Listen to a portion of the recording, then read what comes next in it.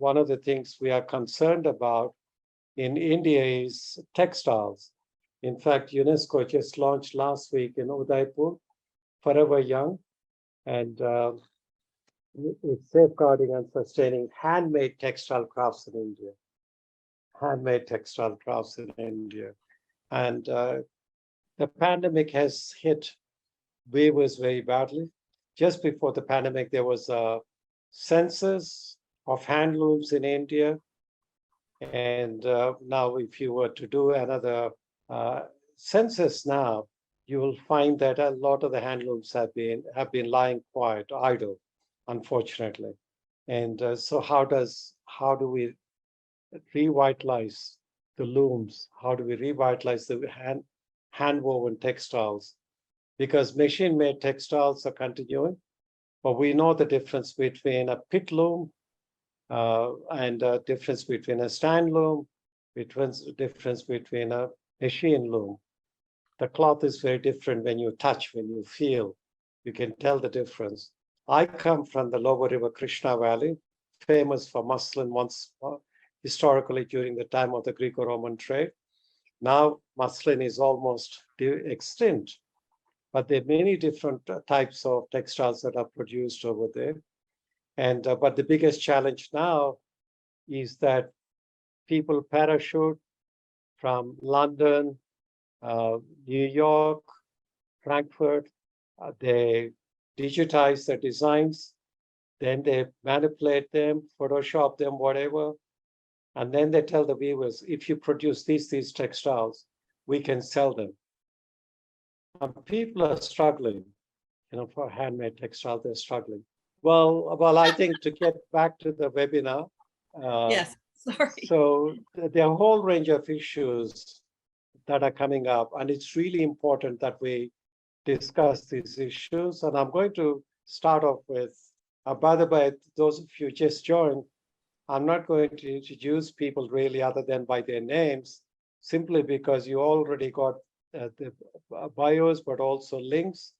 And most people, in fact, almost all people in Heritage Matters webinars, Google search our panelists before they join, which we really appreciate, and thank you very much.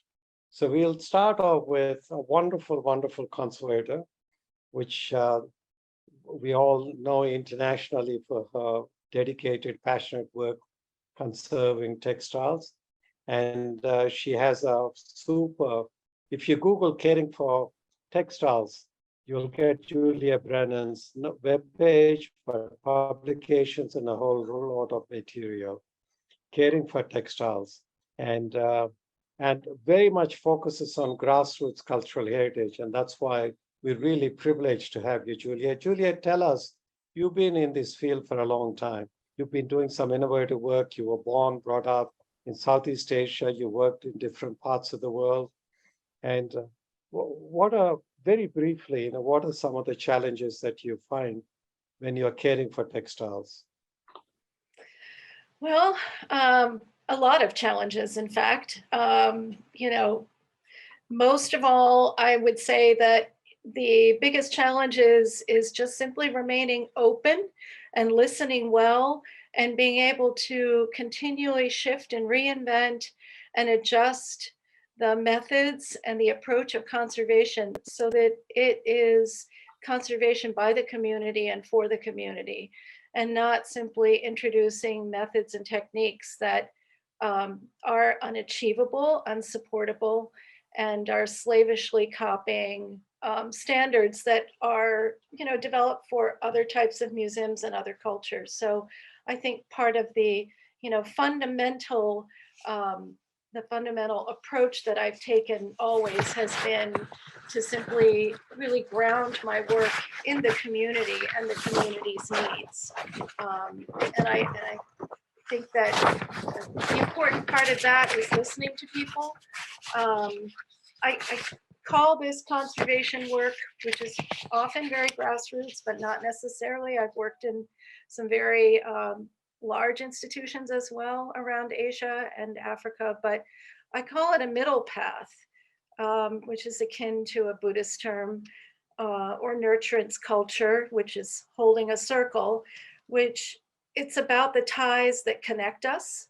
And it's aided by practice of really deeply listening and holistically addressing the needs of the, the spiritual and the physical needs of a community and the environment. So this is I think the approach that I take, which means that I'm constantly adjusting the way I do things and hearing the solutions and requests from the people around me. I mean, at the root of it, the human condition and the heritage that are us, we're just completely intertwined. So this is how I approach my work. Julia, may I ask you a question? I used to teach museum studies along with Ruth Norton. Ruth Norton used to teach conservation of organic materials in Canberra. And one thing we always try to emphasize to people is the difference between preventive conservation and remedial conservation. And remedial being extremely expensive when it comes to textiles, requires a lot of infrastructure. And I think that you focus on both, but more importantly on preventive conservation. Could you share some highlights, please, of your career?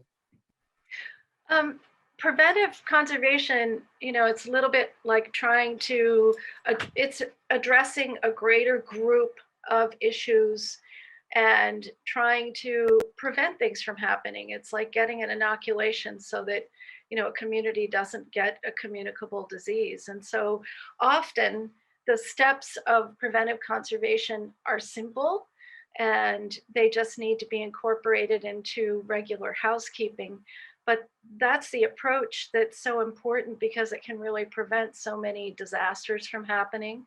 And it can start with a disaster plan, but it looks at things like the climate and the environment and trying to protect organic collections just from dust, dirt, insects, excessive light, mold and mildew. And, talked to so many people in heritage over the years.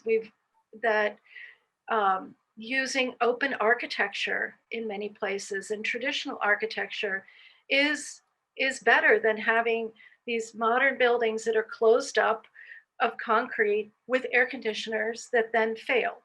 And the electricity gets shedded and it's not available 24 hours around the clock. And you create a greater problem when you try to copy the standard approach, which is climate control, keep it all closed in and try and keep it at a particular temperature and humidity, rather than stressing that it is people that can actually help care for the heritage. They can move fans around, they can keep windows open, they can close windows at night, areas can be cleaned, swept and swabbed 2 or 3 times a day, and that really keeps the insects and the dust low. So the preventive measures are really, they're fundamental. And it's also important to try and use methods that are culturally part of people's, daily practice as well. In Bhutan, I spent quite a few years working there, and I worked not just in the museum, the textile museum, but we worked a lot in the monasteries. And it was the monks that requested that we be there and that try to introduce preventive conservation as a way to protect so many of the textiles, tankas and canopies and wall hangings from insects, from dirt, from dust, from mildew. And so working with the monks is in fact responding to what their needs are. And so what kinds of rooms are used for storage, what kinds of materials are available, and then coming up with strategies and materials that are locally available. So in many cases there, we pivoted to using these metal tin trunks that are often used for just safekeeping families' heirlooms. You'll often find in many places in Asia, people keep their most precious documents and textiles in a metal trunk, in a bedroom.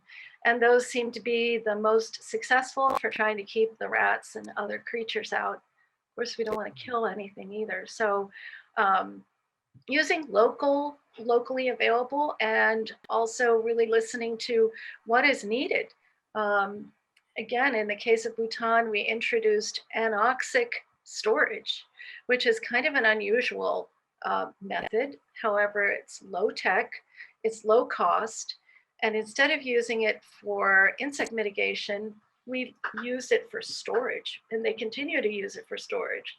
I introduced it in 2000 or 2002, and it's going strong. All they do is reorder all the materials, and people at the Textile Museum in Thimphu are really well trained in this. And they go out to the monasteries on an annual basis, work with the monk caretakers who they train regularly. And that is part of the monk body, is to have monk caretakers whose job it is to take care of the sacred objects in the monastery.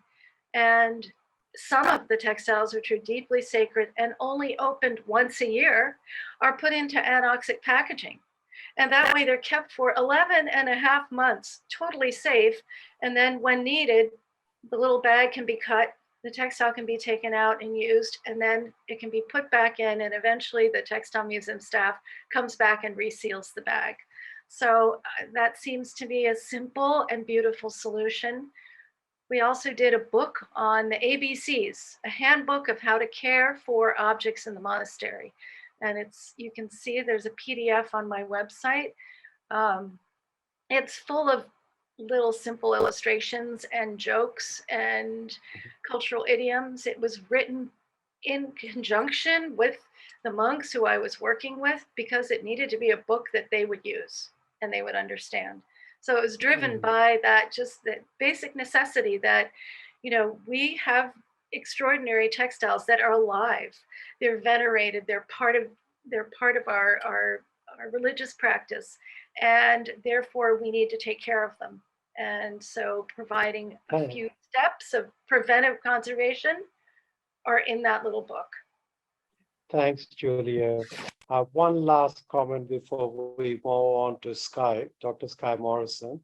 One of the experiences I had working in San Antonio in southern Belize with the Garcia sisters. These are 5 Mayan sisters, and they ran 5 different community museums, and they had a whole range of textiles, and there's no insect infestation. The wood wasn't drying out. There's a lot of wood was used. They were in really good condition. So somebody, I forget who it is, from Getty Conservation Institute came there. They couldn't believe it, that they weren't using any pest control mechanisms or anything. And then when I asked the 5 sisters, they looked at it and said, well, this is our knowledge. This is the Mayan people that know how to look after the materials. So we still, we're just starting the international UN World Decade for Indigenous Languages and Indigenous People. To what extent do you think Indigenous people's knowledge is being understood, acknowledged, and used in the world? I know you worked in different parts of the world. Could you briefly tell us?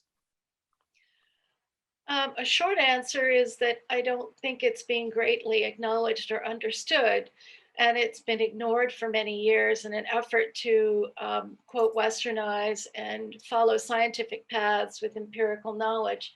However, I think it's on the upswing, and I think a lot of younger heritage professionals are really interested. And I pioneered a project based out of Thailand in the late 2000s, and it's called Our Ancestors Knew Best: Traditional Methods and Materials for Textile Preservation. And this book is available from Spafa Simeo in Bangkok. And what's so remarkable about this project was, in an attempt to try and engage my Thai colleagues and colleagues from 11 different Southeast Asian countries with their own culture, with the knowledge of their elders, with the ways their grandmothers took care of cloth and kept the insects out and wet cleaned and did stain removal. They went and interviewed at least 10, if not more, brought back recipes, brought back materials, and then we tested them and we talked about them together, and we created plant charts. And then we actually made the surfactants up and we compared them to chemical ones, and we're able to determine that this is a better and more sustainable path. And it brings people closer to their own culture and acknowledging it, empowering it. And in many cases, this information and these practices are being used in museums. In fact, a colleague of mine, Sandra Sarjono, who has founded Tracing Patterns Foundation, has introduced this book into quite a few of her projects because it makes way more sense to, for example, use lerak, which is soap nut in Indonesia, to clean your fine batiks rather than try and find a chemical cleaner. And so I see this as a way of empowering young people and young professionals to identify with their own, the materials in their own region, and go out and learn about them. And of course, it's better for the environment. And so I think that, Thanks. yeah. Fantastic, Julia. Thank you so much. I think it's one of the key aspects is the intergenerational transmission of knowledge before it disappears, and how it could be useful in a contemporary world to safeguard our textile heritage. Dr. Skye Morrison, the storyteller, the legend, textiles. Tell us what you do with textiles. Okay, well, I've done a lot of, I thought about this presentation, and I came up with this idea of pathways for living traditions.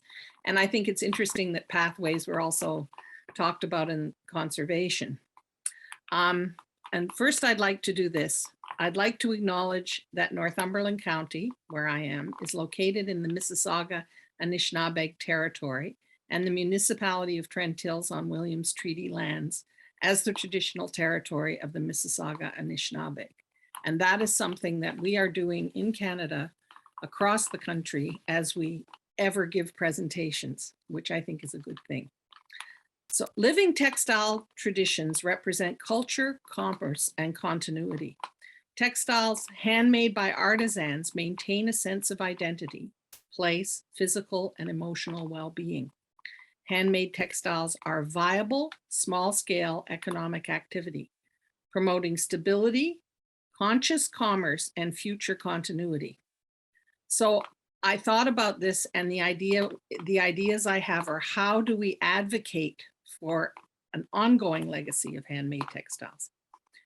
Three main points: generational knowledge, integrated experiences, and beauty in storytelling.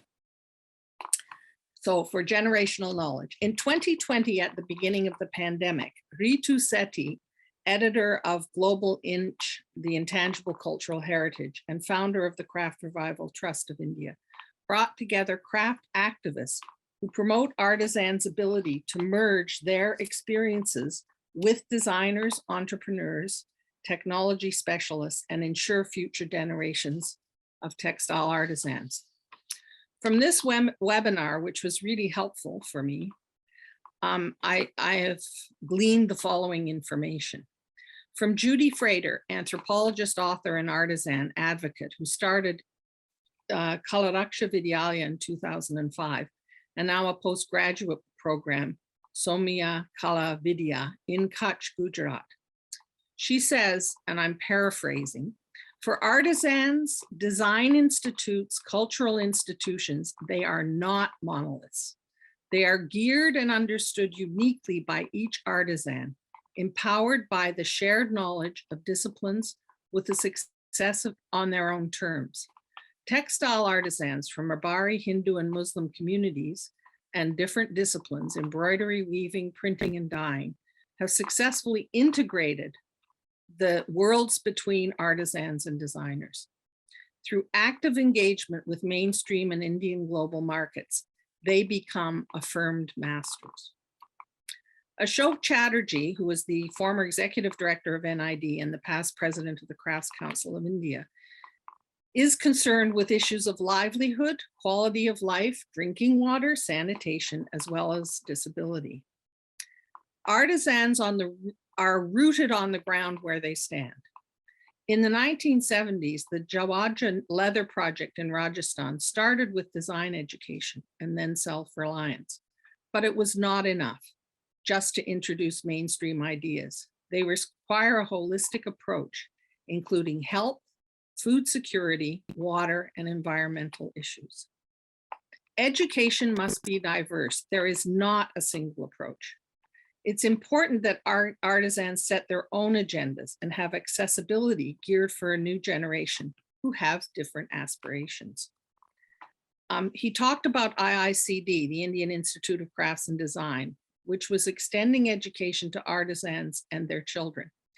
And he characterized it as a work in progress, aiming to melt away the distinction between artisans and designers.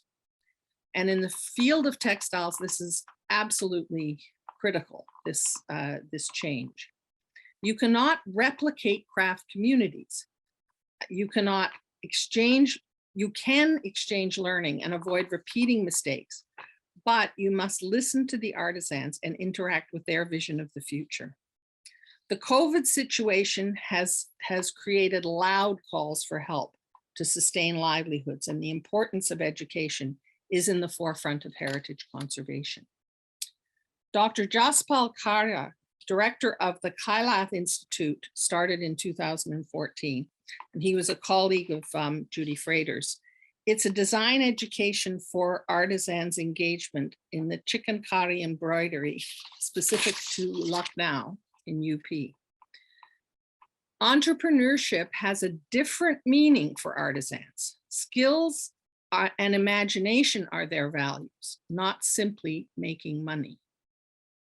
Women artisans require language skills and have a great lack of general education, and yet they are much more ready to accept the challenge and integrate with global markets.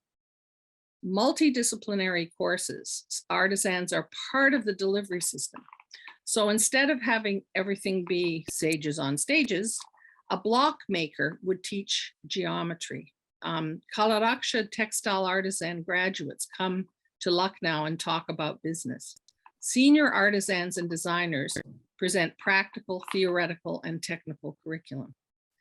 Please note, he says, critical to success of artisans, we must return the health, food security, and environmental concerns for the next generation education. He mentions miles to go before we sleep. He wants a flexible, dynamic, multidisciplinary integration. And there was then an interesting discussion about how you pay for this, because in fact, the artisans attending these institutes cannot pay tuition, and the whole sort of economic model of teaching and learning has to be rethought, because it is really taking the livelihood away from someone in order for them to gain a greater understanding and take it forward to a better place.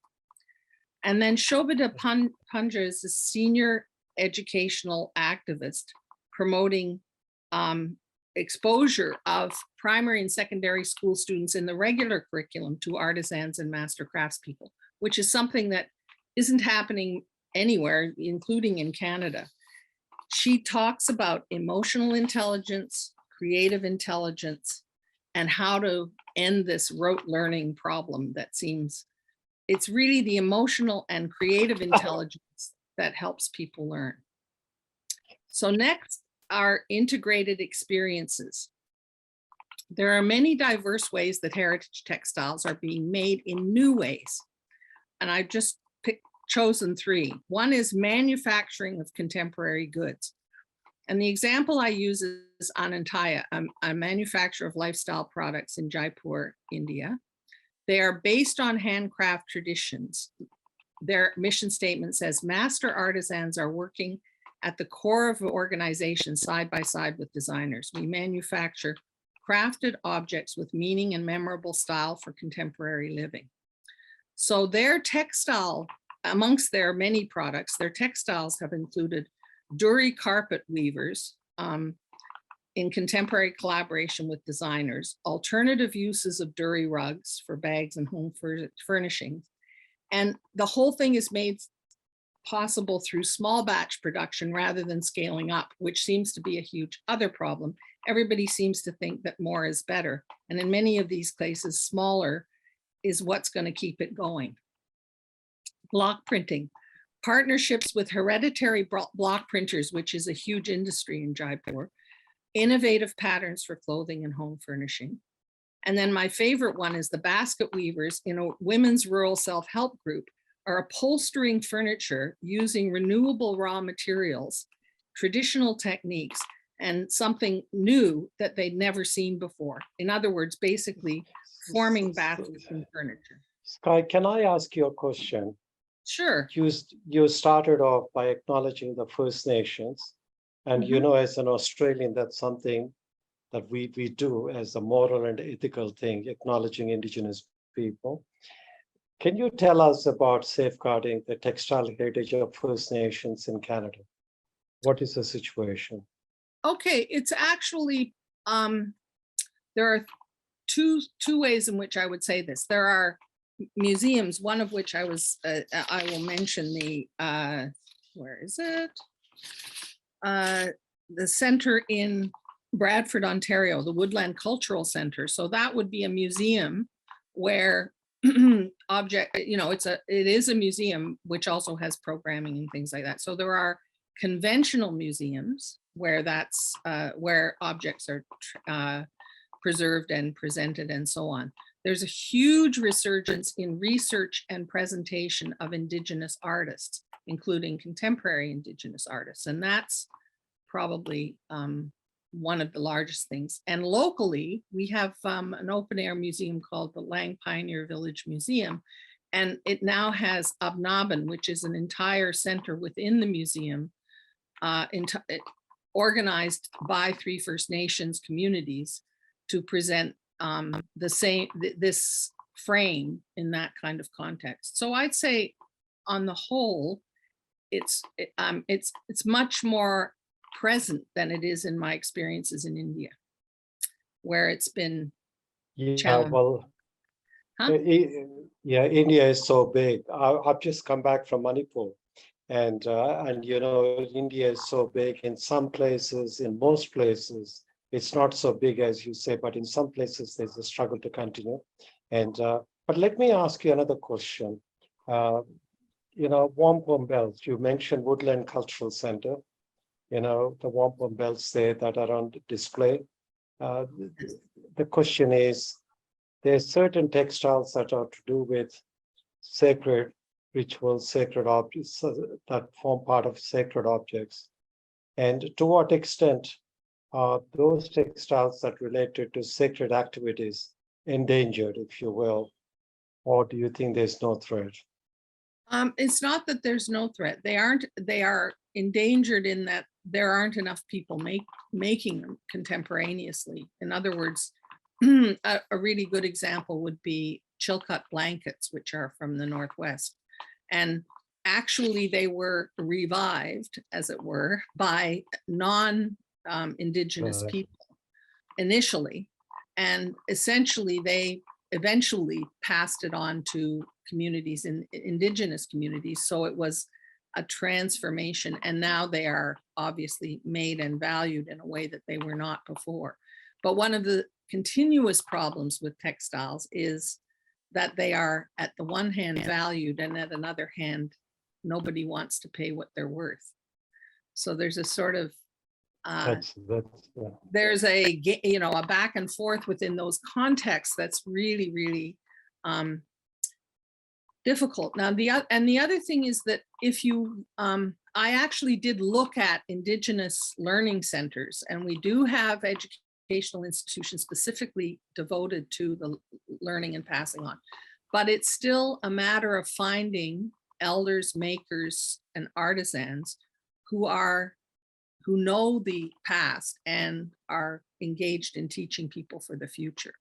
And I happen to live where there are 3 Indigenous communities, and I have come to know the textile artisans in those communities. In fact, I'm wearing a pin from my friend Kim Muskrat Quay, who is from Hiawatha First Nation. And she is still doing beading, and the wonderful thing she does is porcupine quill embroidery, which is a very esoteric, I suppose, thing, but she is amazing, dyeing and so on. But it's one person, and that's also a thing we need. There needs to be more attention and documentation and so on, so that it will pass. Absolutely. And thank you, Sky. I mean, I must say that I had to ask Sky the question because majority of our participants are not from India. In fact, the largest number of participants are from Africa. And I don't want people to think that we're focusing on India as such. I should also say but that, thank you for. I should also say the reason that's true is that I've worked most with traditional artisans in India, but I have worked. No, not just you. Yeah. I'm not just talking just about you. So, but thank you, Sky.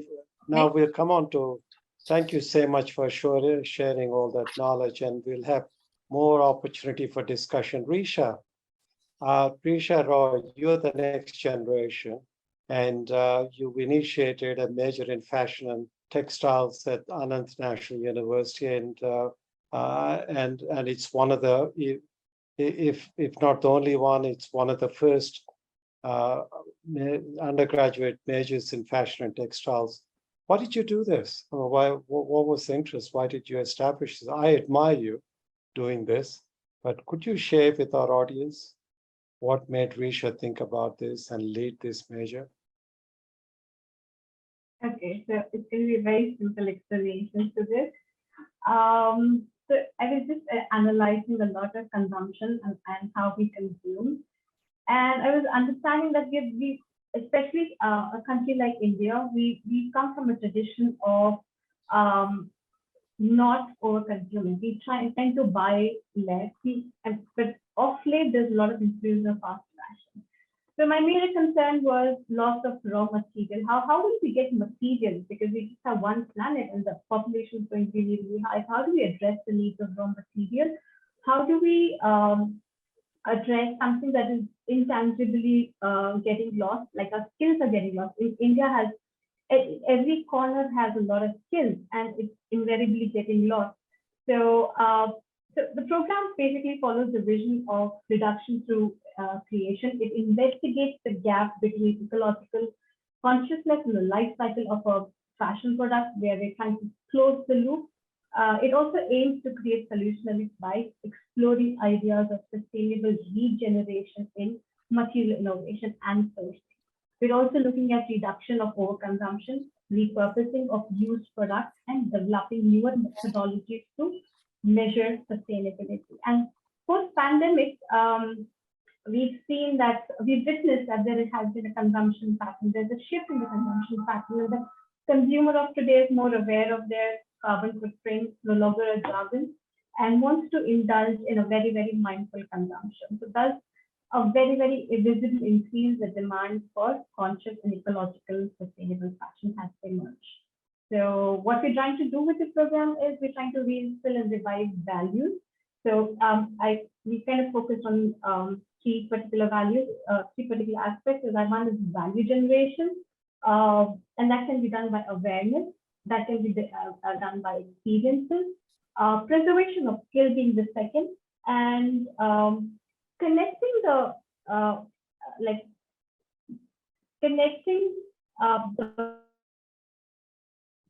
the old with the new, and for a future adaptation, because a lot of things that have been done was contextually, the culture has been changing, so, and we've not really evolved with that. So keeping that in the mind, we're trying to adapt it to a different, the ever-evolving culturally change that we talk about. We also talk about ethics. We talk about where does craft, what is the vocabulary of craft, and where does the design come in. We talk about cultural appropriation. We talk about repairing, and like, you know, why do we need to repair or preserve a textile? So we kind of do that as well. We try to keep it out of the loop, because we essentially believe that the knowledge of handling a textile is almost very important as knowledge of making a textile. So different materials requires different preservation techniques and very different preservation, handling, and mending. we also get the artisan to the classroom. So we have craft apprenticeship inbuilt into the program, where we work with the craft communities, understand their sustainable practices, especially the indigenous ones, and we try and get that into more conscious clothing that we can create for the people. And lastly, we're trying to also change the narrative around slow fashion and trying to make it more thoughtful.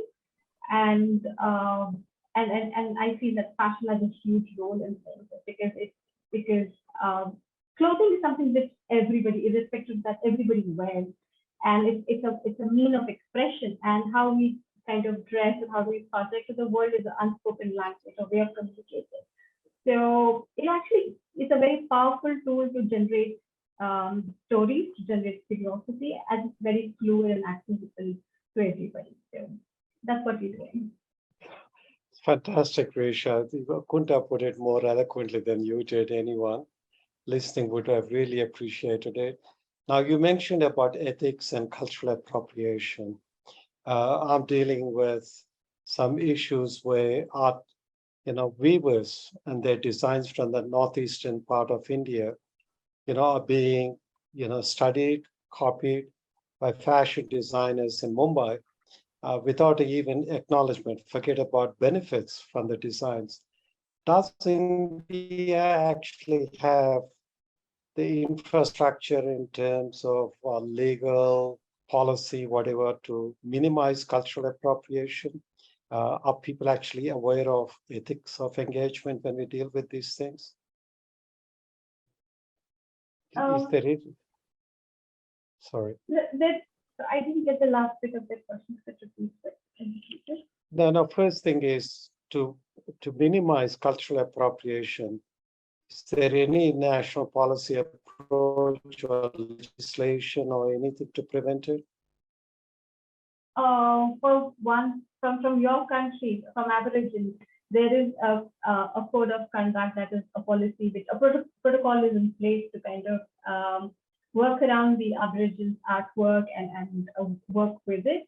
So I think that's a fantastic work that has been put in already, and we're also trying to develop some kind of a toolkit or some kind of mechanism which brings the designer and the artisan on the same page when there is consent and where there is consent to innovate, because sometimes craft without the cultural context, it becomes a bit it's not feasible to the outside market. So willingness to innovate. So we try to do that for us as well. So hopefully, I think in a year's time we have something. Oh, maybe you could for a discussion. Yeah, maybe you could initiate.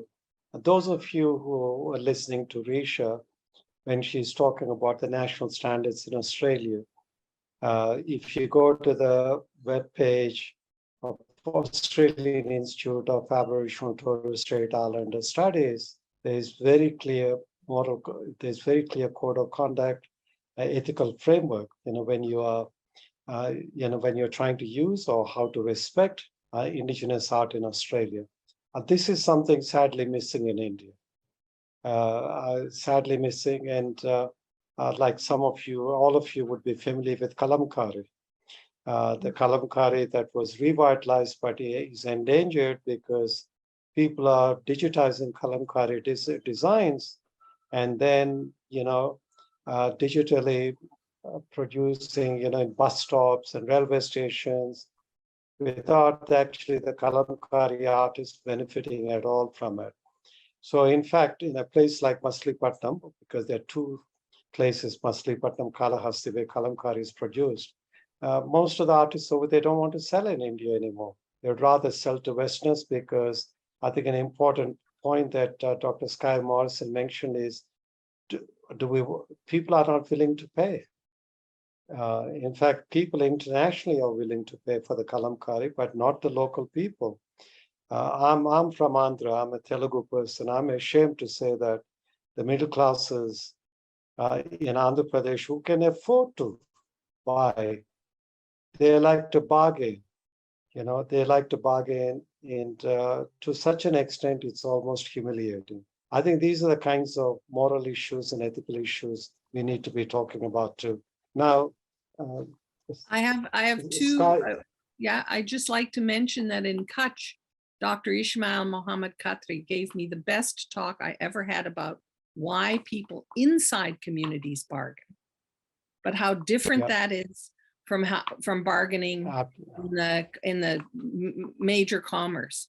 And all I can say is you're absolutely right. This is important. yeah. Well, inside the communities bargaining, they know the knowledge. They have the knowledge of the communities. That makes a big difference. They know how to bargain with respect, unlike in the marketplace. Now, you mentioned Ritu Sethi, Sky, and she is one of the main collaborators for this UNESCO volume from Craft Revival Trust. But what I want to ask is, we often talk about sedentary weavers, right? And here you find Lombardis. I don't know if you can see, you know, Lombardis, Banjara weavers. And with Europe, I can think of Roma textiles. And they're not necessarily, you know, sedentary in the sense like Banjara is not just right from Rajasthan to Karnataka to Maharashtra and all over India, you get them. There are no borders. And the reason I'm mentioning this is a question to all of you. Weaving is intangible heritage of cultural traditions. It doesn't have borders, and yet we create borders. Like I give you an example like Jamdani. You know, Jamdani is valued in Bangladesh and India, but there was a certain amount of controversy with one country, you know, doing the GI indicator for it. And yet it's based on colonial borders. I mean, Jamdani is popular among the Bengali communities, whether it's Bangladesh or West Bengal, and yet colonial boundaries come in. So textile intangible heritage does not have boundaries. How do you deal with this? Like, this is also an issue coming up with diaspora in United States. I recently read when weaving from India is taught in US, people are saying, oh, but you're not Indian, so this is cultural appropriation. How do we deal with the moving skills of intangible heritage?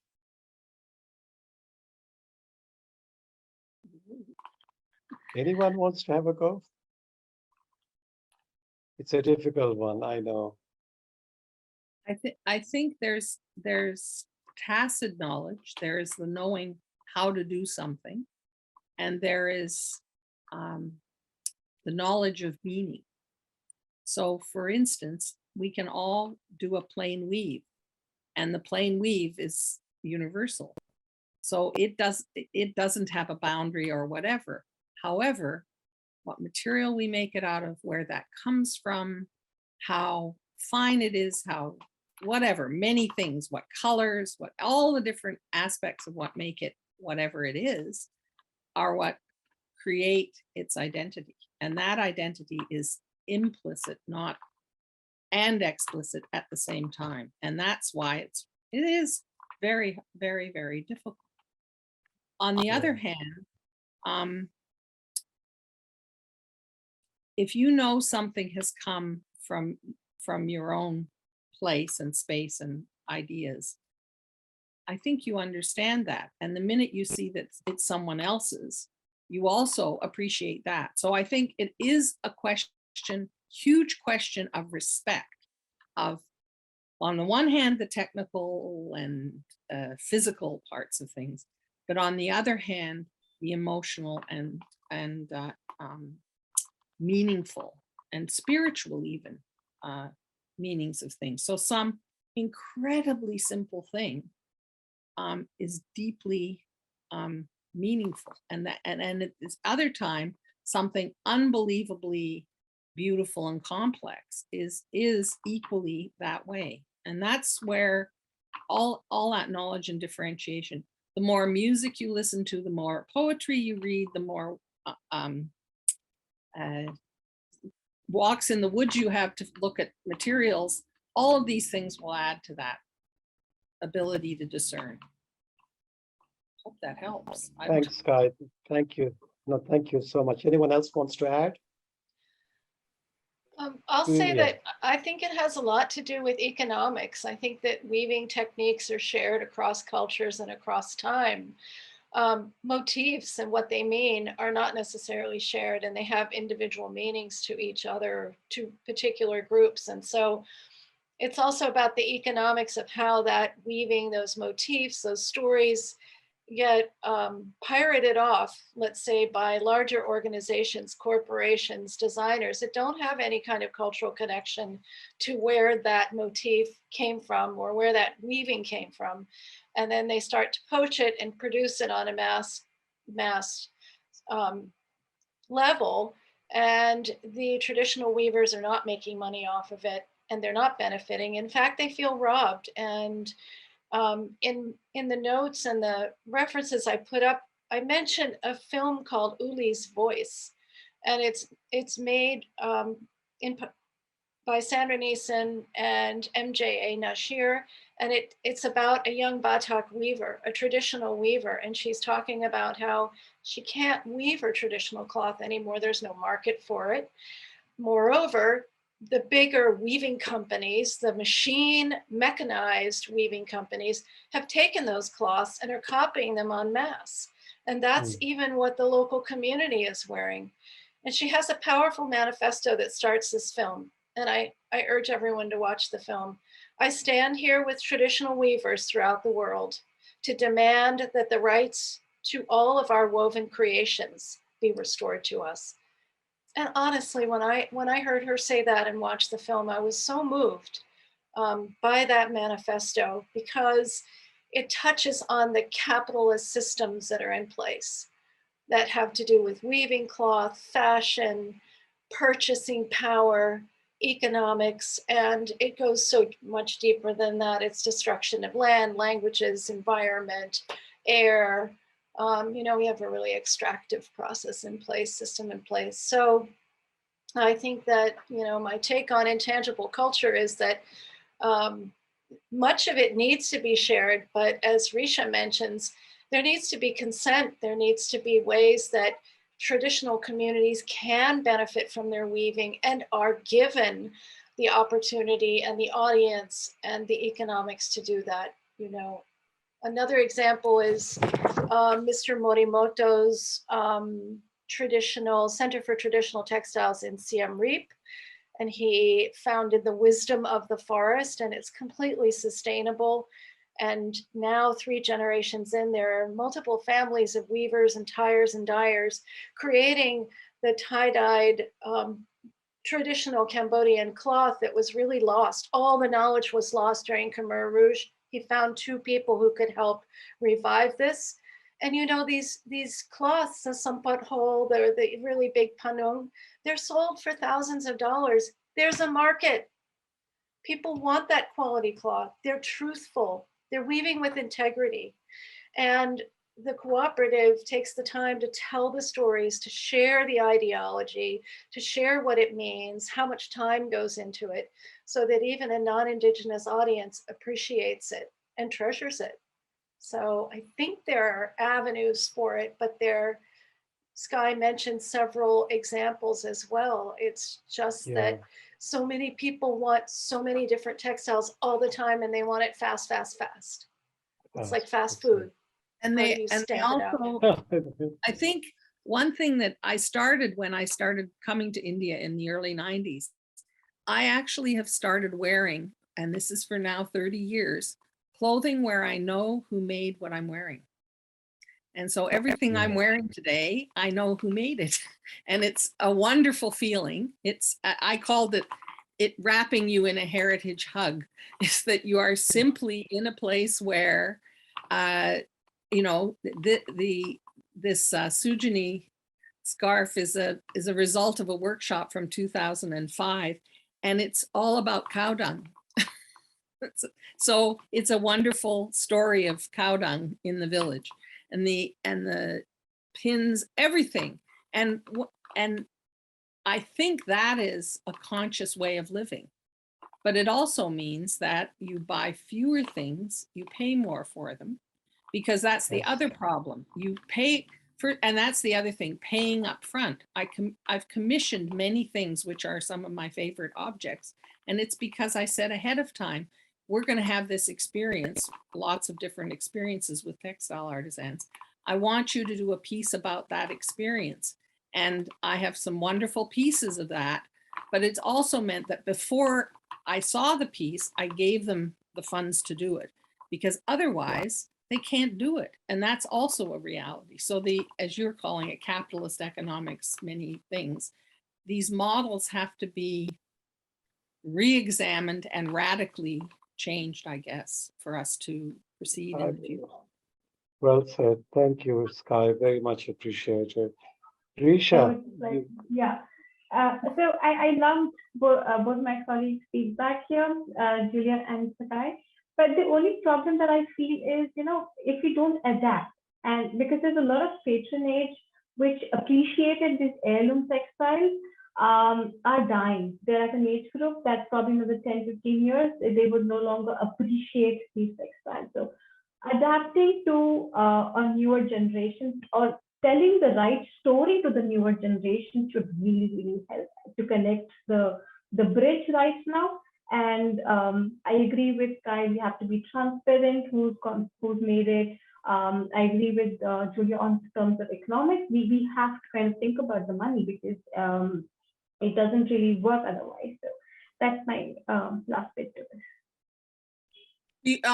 Risha, do you find that your young students are appreciative of traditional textiles in their own environments, not just clothing? I know it's clothing and fashion. In other words, do they actually do an inventory of their homes and say, oh, what are the textiles like this in our home? Yes, I feel that they're not very, so what they have is actually not traditional textiles.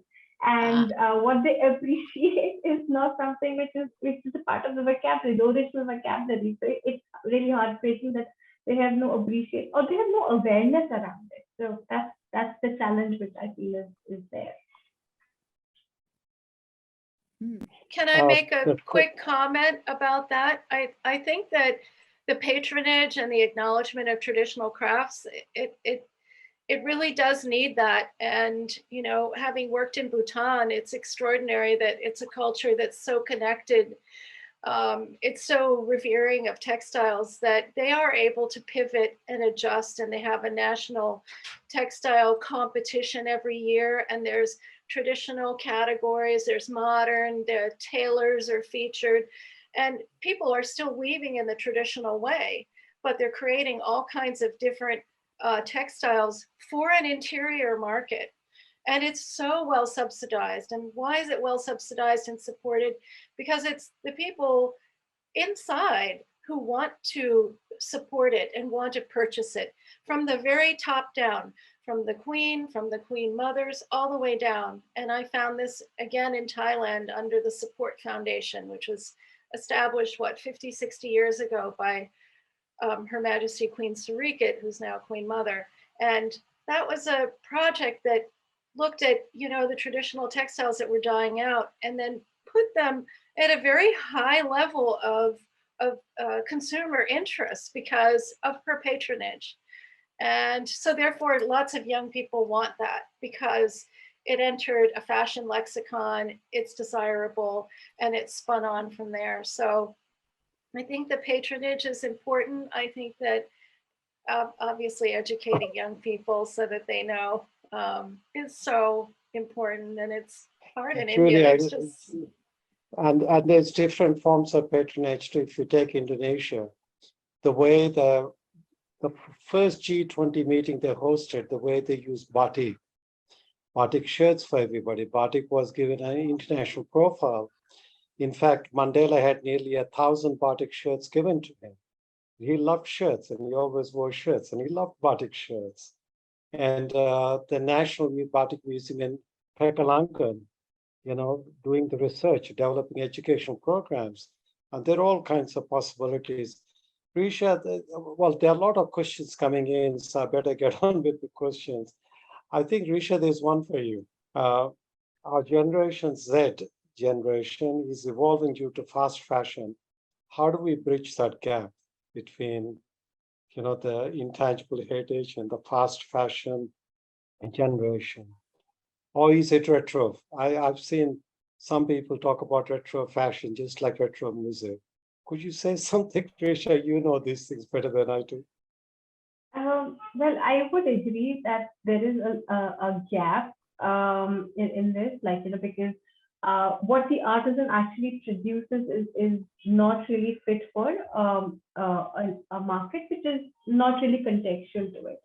So I think the onus then comes back to the designer of the future, where they kind of try and use this vocabulary of motives and their story, which has evolved, not the and they take that onto the future. So that bridge can be kind of like, if you preserve the skill and you take it there, I think it should work. That's good. Thank you. Another thing that the whole question of social strata has been raised as a question, that weavers are often seen as belonging to the lower strata. There is the caste system. For example, in Andhra Pradesh, the government has been actively trying to support Patali community, the weaver communities, because they did have a lower strata. To what extent, is the caste system or anywhere in the world, the social stratification affecting safeguarding of intangible heritage? Anyone wants to comment? Julia, I know you worked in Bhutan, which is very different from India, but you worked in Southeast Asia, where there is that social stratification. I can't really comment about caste so much, but I did realize through working in Bhutan early on is that, the textiles generally are so venerated and respected, particularly religious ones, that in fact, the career of preserving them becomes a position of veneration, and it becomes a position of status. And the people that I started training in 2000, they continue working at the museum and in the monasteries, because it's a job that gives you a lot of merit, because you're taking care of all these really, really important things. They're nationally important, they're personally important, they're religiously important. So in fact, the textiles are giving people that empowerment, that the job they do of repairing them, which could be considered kind of a lowly job, is actually a job that's tremendously respected. And in Bhutan, the weavers are really respected too. The loom is alive and you're creating a live textile. So it's quite different. In Indonesia, the batik makers are very well respected. I can't say they're all well paid, but they're well respected for their craft and for their talent. So I think an example of something like this, that's years and years ago, a group of students went to Kutch from Delhi, from NIFT, and they were all there in their jeans and whatever, in their sort of casual clothing. And I met them and I said to them, well, you're going to a conservative household. I think you should go to the khadi store and buy a kurta and get yourself into some ordinary clothing. That's because you have to show respect of their way of life, just to learn what they do. And that was, this is maybe 30 years ago. What's really great now is that those very people that they were going to visit are now running workshops and teaching classes to these students, because they finally realized that instead of having all these people come, and they used to send students out sort of en masse with no preparation from cities to these communities, and it was just terrible. And now they say, no, you can't come. You can only come if you pay, and we'll teach you. We'll teach you how we do what we do. and you'll pay us as you would pay a person, but you're just doing it in situ, which is a great thing. It's where it's made. And it's completely changed that model. So the more places where that can happen, so that students of design and fashion and things are exposed in situ to the real traditional textiles, the better. And that's anywhere in the world. I don't think that's Yeah, exclusive to absolutely. any. Yeah, here is a question to all of you. I mean, climate change, climate crisis is having an enormous impact on every aspect of our life. What about the impact on traditional textile heritage? Any reflections? Two things. Women Weave, which is a women's weaving cooperative. They had a great line in one of their films that said, we're a low impact. We don't use electricity. We work during the day. We're doing something by hand. It's very low impact. And that's something that's just a great thing. The other side of it would be in Kutch, where they have had huge water problems and where there's been both religious discrimination and all kinds of different things happening. And the very practical and knowledgeable artisans say that within 15 to 20 years, there won't be enough water to keep doing this work. And so this is a reality you have to confront. And that's something that young people in design institutes should be working with as a problem just as much as whether, to use a color. It is equal to the task. Well said, Sky. Okay, Risha. Sorry, I'll just add on to this. There is also a huge dearth of people wanting to engage with traditional practices.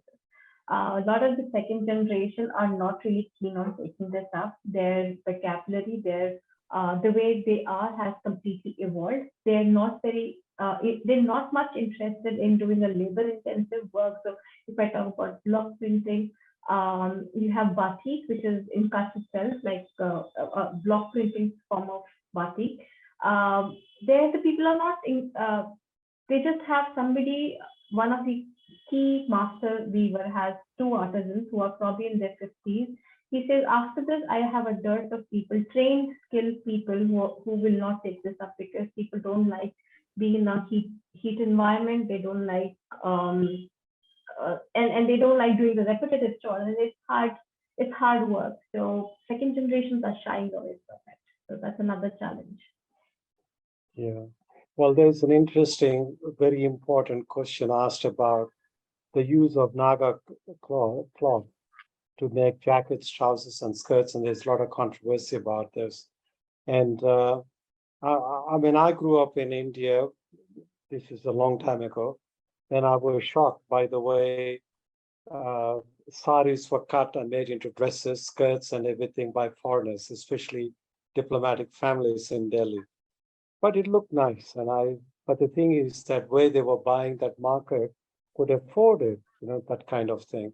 But the same thing being applied to vulnerable communities like the Nagas and tribal heritage, without acknowledgement, without their inputs, without their creativity, honoring and respecting them is totally unethical. How do we deal with this in a country like India? I mean, somebody sitting in Delhi, I mean, even a government Babuji would be involved in this process, saying, oh, it's okay, it's a way of marketing Naga cloth. It's not about just marketing, it's about respecting. I think Julia, all of you have talked about respect. Right? I mean, I think that we need more debates and discussions about the exploitation that's taking place globally.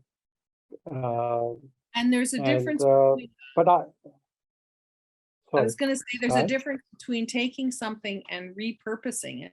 So for instance, you have a worn out piece of cloth and you take it and you repurpose it into a garment or something to give it a second life. And there's a really good example, and I can't remember, it may be Romania, one of the Eastern European countries, where one of the fashion houses did a big splash at Paris Fashion Week with this stuff from these people, and they literally took it back. The whole community got in there and they turned up at Paris Fashion Week and said, you cannot do this to us. This is our traditional textiles. They are not meant to be taken. But I mean, it takes kind of political action before sometimes those things will happen. Yeah. Okay. Can I mean, there are a lot of questions coming in. I'm not sure whether we could address all the questions, but there's one question that cuts right across that I want to make is about gender. Once again, I go back to Kalamkari, is the one that I'm familiar with because my father is from the community area. You know, Kalamkari, when we were growing up, it's the family that worked on it. You know, the wife worked on the colors, the dyes, even the rituals, the ceremonies, appeasing the mother goddesses associated with the plants, and the husband weaves, but they do it together. The women knew the men's skills, the men knew women's skills as well, but there was a certain prerogative in a woman being the female, you know, power or Shakti, if you will, within the family. But that is changing with the rapid commodification and commercialization, where the men who are out, as our banks are still very androcentric, the men who are out, they are interfacing with the marketplace. They have greater power, greater control of the money. How is gender impacting on, you know, that complex interwoven family heritage of weaving textiles? Anybody wants to comment?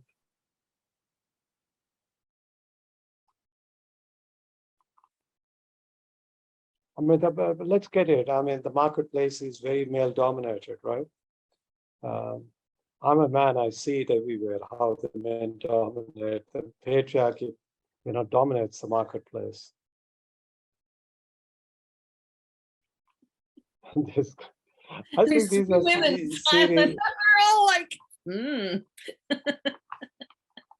It in some communities, or I take Judy Frater's example, where if you educate men and women in the same context within the traditional communities, women like Pabi Ben, this wonderful woman who makes these bags in Kutch, can become rock stars. You know, there are examples of people who traditional artisans who've become very prominent.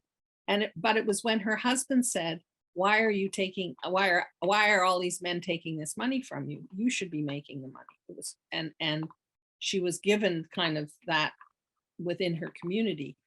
I think it is incredibly complex, and it's also a matter of changing I mean, let's say we have a patriarchy period, like big time, and what are we doing until you change that patriarchy? What are we going to be able to do at this level? Yeah. It's really, really hard. And I go back to the economics of it again. I mean, there are women weavers who are making good money for what they're doing, and they're recognized. And many places it's male weavers. And so I haven't seen it as much in gender as how the community is organized around that particular art form, or that art and that living economic wage. And that's, to me, that's what it's about. It's trying to make a living wage to do this weaving, whether it's done by a male or female, because within traditional communities, it's usually based on gender, and that's okay. That's how the knowledge is passed down from mother to daughter, or from father to son. But anyway. Well, and the other thing that I noticed is marriages used to be endogamous in Andhra Pradesh. I'm just giving you an example. You know, the children married within the neighboring communities or neighboring villages, but they're marrying now far away. I've seen this amazing 22-year-old girl, woman, brilliant weaver in particular, oldest weaving center in South India, one of the oldest. And she was learning, she was working with her grandparents, But when she got somebody in Hyderabad, she was out of the context. The young women were leaving the community through marriage, and then young men leaving the community because they're all into bachelor, BTech, MTech. That's because you make more money. And the extent to which governments can make interventions, or do we need a kind of community consciousness that I think Julia is talking about, for us to address this? Is that possible? Are we, Julia, do you want to comment on this? Yes, I mean, my work is so grounded in grassroots and everybody taking a responsibility in it and contributing to it. And I see that as a model for, the only way we can move forward. I mean, essentially, we need a new social contract, and it has to be grounded in ethics and mutual understanding and reciprocity. Reciprocity, we all have something to give and serve the common good. And it's the same for the fashion production. I mean, we have to look at land, economics, living wage, healthcare, and it has to be built through local networks. You just can't have a country even make a law. It's not going to protect people in these small craft areas or in small pockets where you're trying to preserve either national monuments or local monuments. So I have a very favorite example, and that's Health in Harmony, that was founded by Dr. Kennery Webb in Kalimantan. And she initially went there to deal with the forests and the orangutans.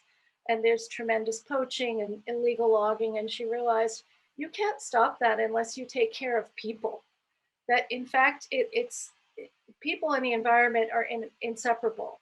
And if you have healthy people, you have healthy land. So she set up a clinic, and people can pay what they can. They can work in the community garden. They learned how to do organic farming, and poaching and illegal poaching dropped dramatically. And it's an extraordinary model that has now been introduced into Madagascar and Brazil. But it's about the environment, it's about a living wage, it's about people, it's about if people are healthy and the community is speaking. And she uses something called radical listening, which is totally community driven, to act from that premise. What does this community need, and move forward from that. And so that's really why I think it has to be built through local networks. We have national laws that are really hard to implement. It's good that they're there, and we need to push for that on a national level to protect artisans, craftsmen, living wage, for example. What do you say about the United States? It's shocking, it's horrible. But those laws are there, but essentially it's about the community and the local networks. And being able to stay where you are. I think that, one of the things I've had many people in my many years of dealing with traditional artisans, and they want to stay where they are because it is who they are. It is, and in order to do that, they need to have environmental, food, educational security.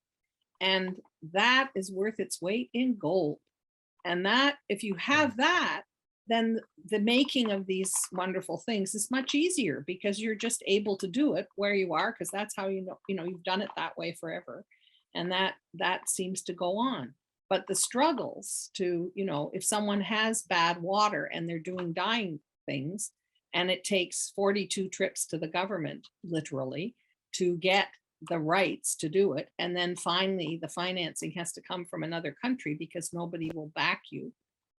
And all those kinds of things. I've listened to these struggles, and they are for real, and they're about now. And that's what we have to. Yeah. And I just listened last night at a municipal election meeting about senior citizens staying in place, that it's much better for us to be at home than it is for us to be outside. And it's exactly the same thing, I think, in a different context. Yeah. Well, Sky, as you were speaking, you reminded me of a project in Vietnam, in Quang Ninh province. because a lot of comments are to do with traditional symbols, motifs, innovation, creativity, technology, and so on. Damchio village in Guangdong province used to be very famous for its ceramics. In fact, there's a whole, from a shipwreck, a whole museum of ceramics in Italy, ceramics coming from this one village. But during the American War, so many people died, especially men who deal with the kilns. Kilns are always built by men. And there were 29 families. Using the Papaniyachula model from Australia, what we did was we brought them together into a cooperative. And dollar for dollar investment from the government, but the other dollar coming not from the community, but interested, community conscious artists. And within 4 years, they managed to sell $7 million worth of ceramics in the Frankfurt Fair. So what happened is they started building infrastructure in the village, broadband Wi-Fi, all the things that young people like. So young people with masters in fine arts who coming from the ceramic communities from Ho Chi Minh City, Hanoi, they started moving back to Danchor. The kind of infrastructure that was there. But this was a very simple museum project. How do you bring people and the heritage together? It's a part of the Halong Eco Museum project. It's one of the demonstration projects. I think that this is where I find it very sad in many countries, and not only in India, that, the museum mentality is to still collect, still object-centered, rather than bringing, the tangible and the intangible together, which is what we did in the Damshaw village, I don't know. I mean, Julia, you've been working in museums probably longer than me. Well, what do you think? I mean, do you think that we can, the tangible textiles could actually contribute to revitalizing, safeguarding intangible heritage of textiles? I do. I really do. I think that, first of all, the people that go into the field of trying to protect textile heritage in particular, but organic, are really kind of a special breed. We're not the same as sculptures and painting and whatnot. We really care, in a sense, anthropologically about who made it and where it came from, how it's constructed, really have to understand all of that.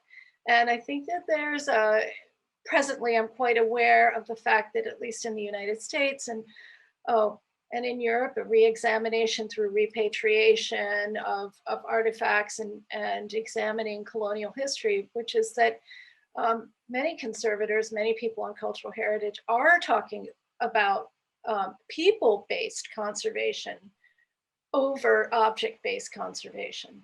And I think that that stems and comes out of intangible heritage and understanding it and valuing it, that you can't just look at the materiality of this pen.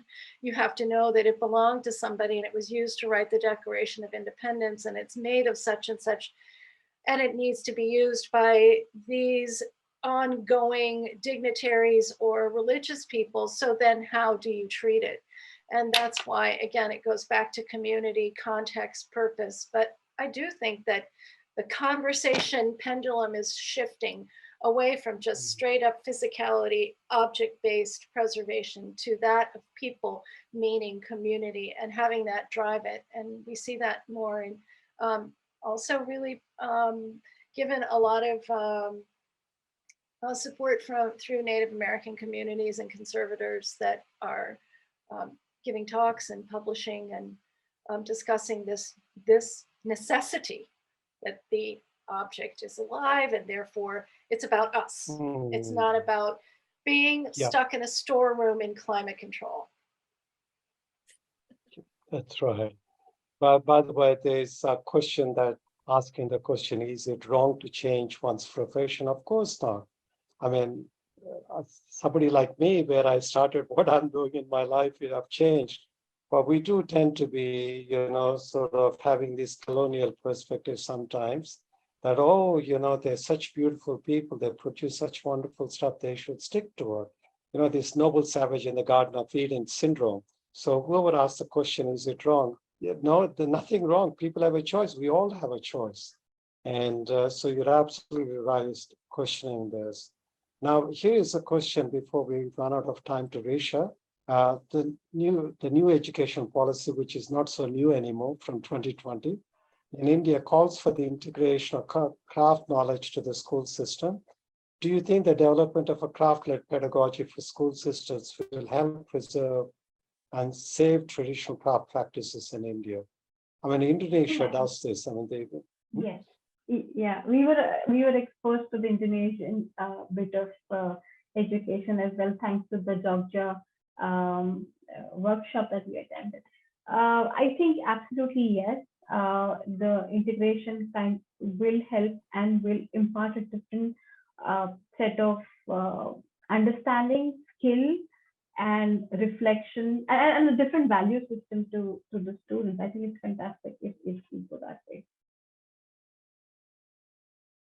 Thanks, Risha, and thanks for recalling Sita and the Jogja workshop. And I think that the opportunities are there. I personally feel the new education policy has opened up a lot, but do our academies, do our institutions have the capacity to take advantage of it? That's the challenge. Do we have the people who are interested or simply repositioning? I think that these are short, we're just warming up actually, but we've reached the end of our time. But I'd like to give each one of you a minute or so if there's something that you want to say. We'll start off with Julia, since you started in the beginning. Something that you feel you haven't said and you want to say. Well, thank you to my colleagues, because this is such an interesting conversation. Could certainly go on for a long time, but listening to you all and thinking about this discussion prior, I really do believe, also given the state of our fragile world, is that we do need a new social contract. And we need it for economic reasons. We need it because of a very, very powerful capitalist system that controls, how we eat, sleep, keep ourselves warm, etc. And that goes for conservation as well.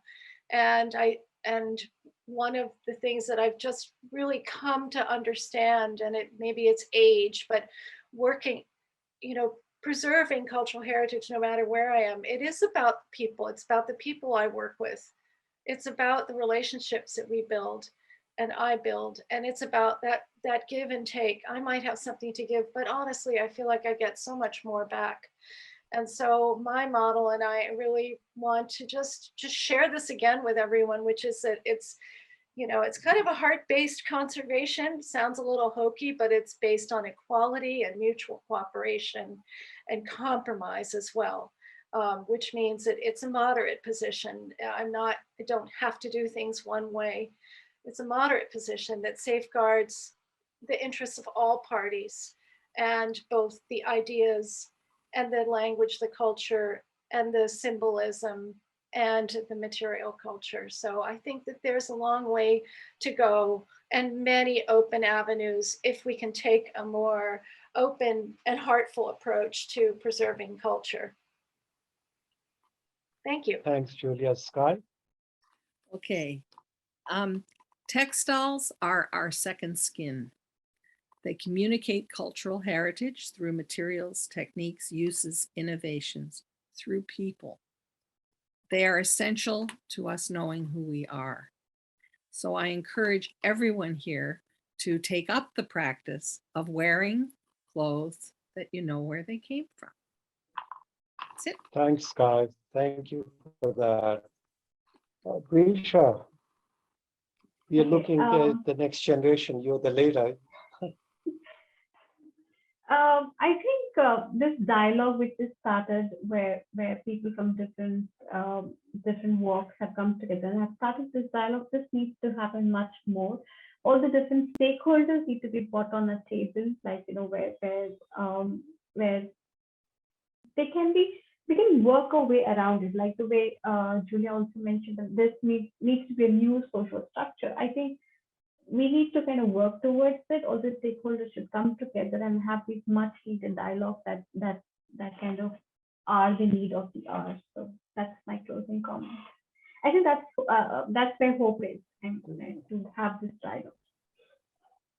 Thank you very much, all the three of you, Julia, Sky, and Risha. Much appreciated.